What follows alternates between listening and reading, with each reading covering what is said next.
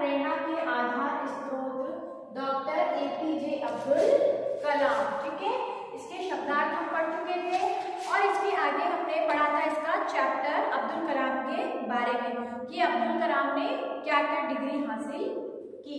आगे पढ़ेंगे बेटा हम दिल्ली आकर पेज नंबर 140 पे सेकंड पैराग्राफ। ठीक है, फर्स्ट पैराग्राफ हम पढ़ चुके थे, पेज नंबर 140 पे सेकंड पैराग्राफ है। दिल्ली आकर उन्हें 250 रुपए मासिक वेतन पर वरिष्ठ वैज्ञानिक सहायक के रूप में कार्यभार संभालने के लिए नियुक्ति पत्र मिला। आगे उन्हें क्या मिला, एक अपॉइंटमेंट लेटर मिला जिसमें उनको 250 रुपीज मंथली की इनकम थी। कुछ समय बाद उनका तबादला क्या होता है, स्थानांतरण, ट्रांसफर जिसे हम बोलते हैं इंग्लिश में। कुछ टाइम बाद में उनका ट्रांसफर हो गया, बेंगलुरु हो गया, बेंगलुरु में ट्रांसफर हो गया उनका। वैमानिक विकास प्रतिष्ठान में उनके अधीन 4 वैज्ञानिकों की एक समिति बनाई गई थी। 4 वैज्ञानिकों की एक ग्रुप बनाया गया उनका। उसके बाद में इस समिति ने पूर्ण रूप से स्वदेशी नंदी नामक हॉवरक्राफ्ट बनाने का दायित्व लिया। स्वदेशी मतलब अपने देश का खुद ने हॉवरक्राफ्ट बनाने का दायित्व इन्होंने लिया था, जिम्मेदारी इन्होंने ली थी। डॉक्टर अब्दुल कलाम के परिश्रम, लगन, ज्ञान और आत्मविश्वास से सभी प्रभावित थे। सभी उनसे बहुत इफेक्ट हो रहा था, बहुत अट्रैक्ट हो रहे थे। कुछ समय बाद अंतरिक्ष अनुसंधान संबंधी भारतीय समिति ने डॉक्टर कलाम को रॉकेट इंजीनियर के पद हेतु साक्षात्कार के लिए मुंबई बुलाया। रॉकेट इंजीनियर के पद के लिए उन्हें साक्षात्कार यानी इंटरव्यू के लिए उन्हें मुंबई बुलाया। डॉक्टर विक्रम साराभाई, नाम सुना होगा बेटा, बहुत बड़े साइंटिस्ट है ये डॉक्टर विक्रम साराभाई, और प्रोफेसर मैनर उनसे बहुत प्रभावित हुए और उन्हें रॉकेट इंजीनियर के रूप में चुन लिया गया। रॉकेट के जो इंजीनियर्स होते हैं उनके रूप में उन्हें चुन लिया गया। वर्ष 1962 में भारत सरकार ने केरल के थुम्बा नामक स्थान पर एक रॉकेट लॉन्चिंग सेंटर स्थापित किया।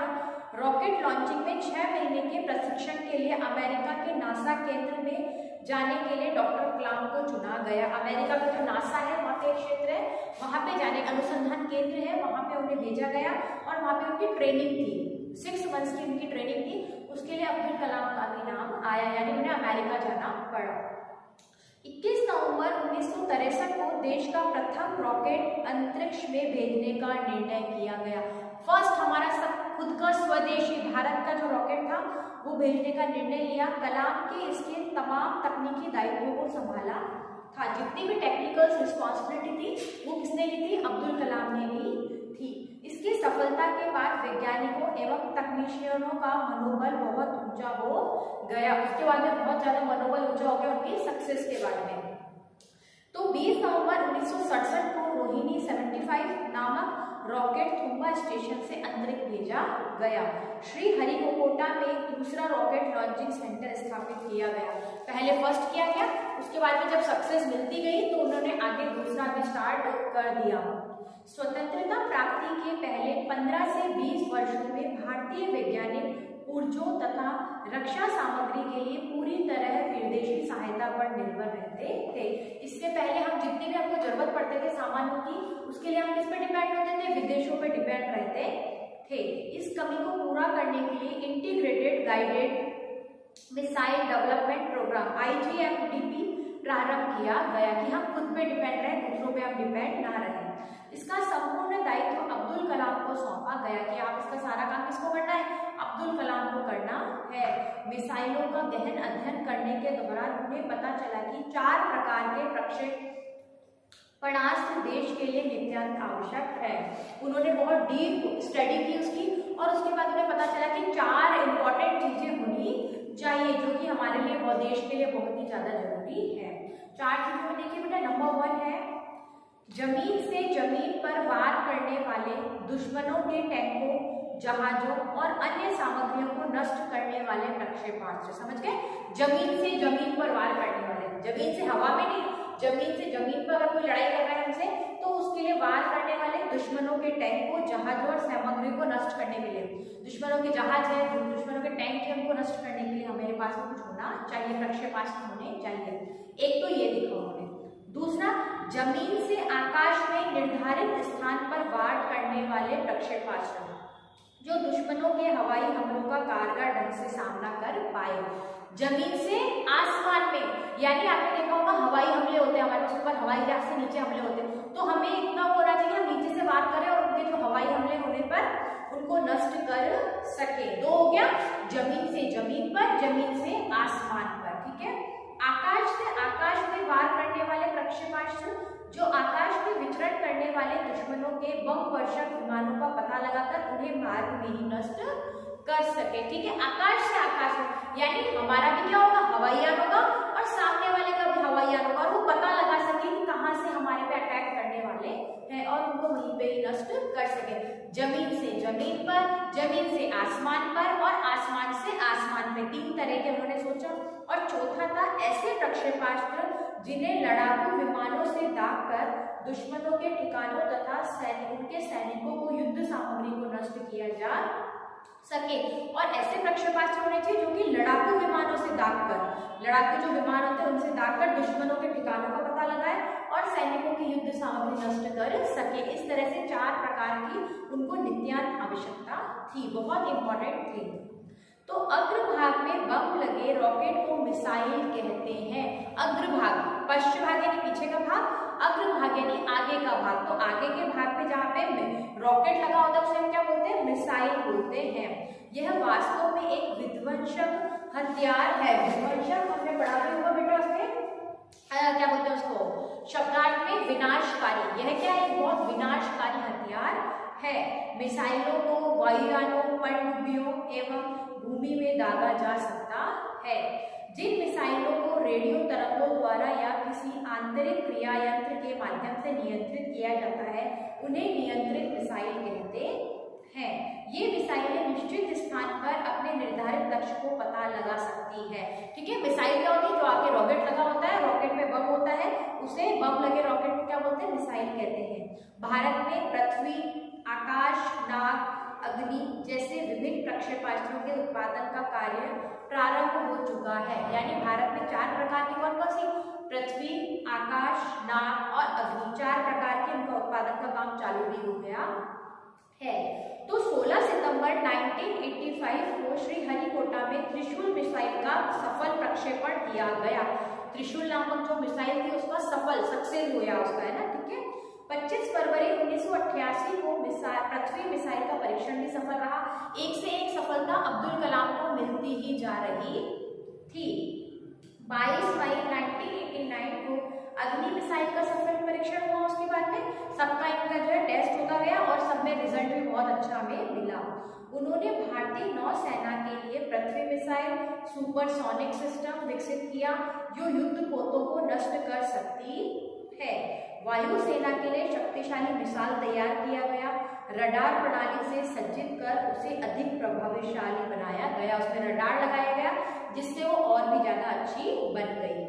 इस प्रकार के चालक रहित विमान स्वयं ही शत्रु के विमानों का पता लगाकर उन्हें निशाना बना सकते हैं। अब देखो इसमें किसी भी चालक की जरूरत नहीं, कोई ड्राइवर की जरूरत नहीं है, इसमें वो ऑटोमेटिकली पता लगाएगी और उसको नष्ट कर देगी। उन्होंने 2020 तक की योजना बनाकर India 2020 a vision for the new millennium नामक पुस्तक भी प्रकाशित की। इसके अतिरिक्त उन्होंने ignited minds, wings of fire, India mind आदि पुस्तकें भी लिखी। अब देखिए बेटा, वो जो मिसाइल मैन थे डॉक्टर APJ अब्दुल कलाम, उन्होंने इतनी सारी मिसाइलें तो बनाई थी, साथ में बहुत सारी किताबें भी लिखी थी और वे देश के प्रत्येक युवक को कर्मठ और जागरूक बनता देखना चाहते थे। वे चाहते थे कि देश के जो भी युवक है वो कैसे बने, कर्मठ बने। कर्मठ मतलब अपने कार्य पे ध्यान दें और जागरूक बने, अवेयर बने, आलस ना करे। वे चाहते थे कि विद्यार्थियों का एक निश्चित लक्ष्य होना चाहिए। एक इंसान का क्या होना चाहिए, एक लक्ष्य होना चाहिए। विद्यार्थी अध्यापकों से, इंटरनेट से, पुस्तकों से अधिकाधिक ज्ञान प्राप्त करें। एक्स्ट्रा नॉलेज नहीं ले बेटा, ये नहीं कि हमने स्कूल में पढ़ा, सिर्फ किताबों में पढ़ा और वही ज्ञान हमारे पास हो, नहीं बेटा। हमें पुस्तकों से, अध्यापकों से और इंटरनेट से एक्स्ट्रा नॉलेज भी गेन करते रहना चाहिए। उनका मानना था कि विज्ञान के प्रति रुचि जागृत करने के लिए बच्चों की शिक्षा विज्ञान के प्रयोग और प्रशिक्षण पर आधारित होनी चाहिए। प्रयोग और प्रशिक्षण मतलब क्या होता है, प्रैक्टिकल में ज्यादा ध्यान देना चाहिए। अगर आप साइंस का पढ़ाई करना चाहते हो तो आपको प्रैक्टिकल पे ज़्यादा ध्यान देना चाहिए।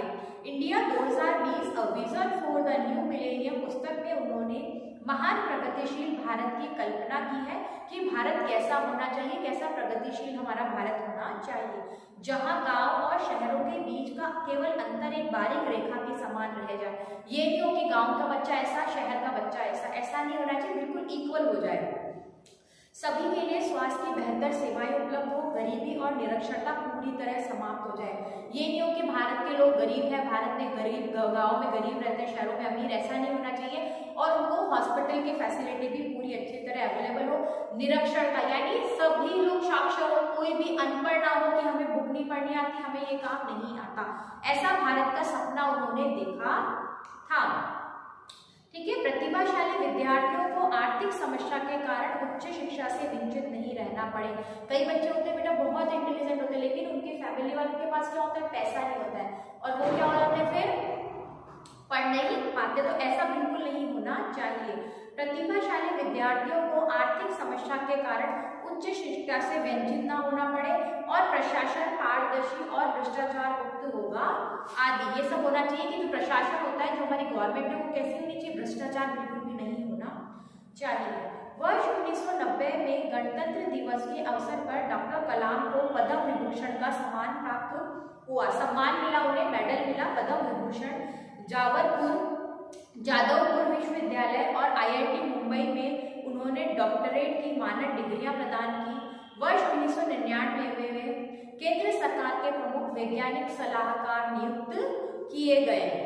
उनकी सेवाओं के लिए उन्हें भारत का सर्वोच्च पुरस्कार भारत रत्न तक उन्हें प्राप्त हुआ था। बेटा डॉक्टर APJ अब्दुल कलाम को भारत रत्न भी प्राप्त हुआ। वे तमिलनाडु के अन्ना विश्वविद्यालय के कुलपति बने। नेशनल डेमोक्रेटिक अलायंस NDA ने उनसे राष्ट्रपति का चुनाव लड़ने का अनुरोध भी किया। 15 जुलाई 2002 को उन्होंने राष्ट्रपति पद की शपथ ली थी। 2002 में 15 जुलाई को क्या बने थे, राष्ट्रपति बने थे। 27 जुलाई 2015 को इस दिव्य पुरुष के शिलांग में सदा के लिए अपनी आंखें बंद कर ली, यानी उनकी मृत्यु हो गई थी 2015 में। देश इस महान क्षति से शुद्ध हो उठा, बहुत ज्यादा, हर एक जो भारत का नागरिक था सभी को बहुत दुख हुआ उनकी ये बात सुन के कि उनकी मृत्यु हो गई है। देशवासियों ने, विदेशी राजनेताओं ने, छात्र समुदायों ने उन्हें भावभीनी श्रद्धांजलि दी। रामेश्वरम की पावन धरती पर उनका अंतिम संस्कार किया गया, जहां उनकी जन्म स्थल था। आशा है कि निकट भविष्य में इस महान कर्मयोगी की सशक्त भारत संबंधी सार्थक कल्पनाएं अवश्य साकार होगी। जो जो उन्होंने कल्पनाएं की, जो जो उन्होंने किताब में हमारे लिए सपने देखे हैं, एक अच्छे भारत के लिए, प्रगतिशील भारत के लिए, एक अच्छे युवा के लिए, वो सभी सपने उनके साकार हो, ऐसी ही कामना करते हैं। ठीक है बेटा, ये चैप्टर आपको बहुत अच्छे से पढ़ना है। आत्मविश्वास और प्रेरणा के आधार पर डॉक्टर APJ अब्दुल कलाम, इनके जीवन से हमें बहुत चीजें सीखने को मिलती है। तो आप इनको अच्छे से पढ़ेंगे। अगर कोई भी प्रॉब्लम होगी तो आप लाइव क्लास में मुझसे पूछ लेंगे। ठीक है, thank you, have a nice day.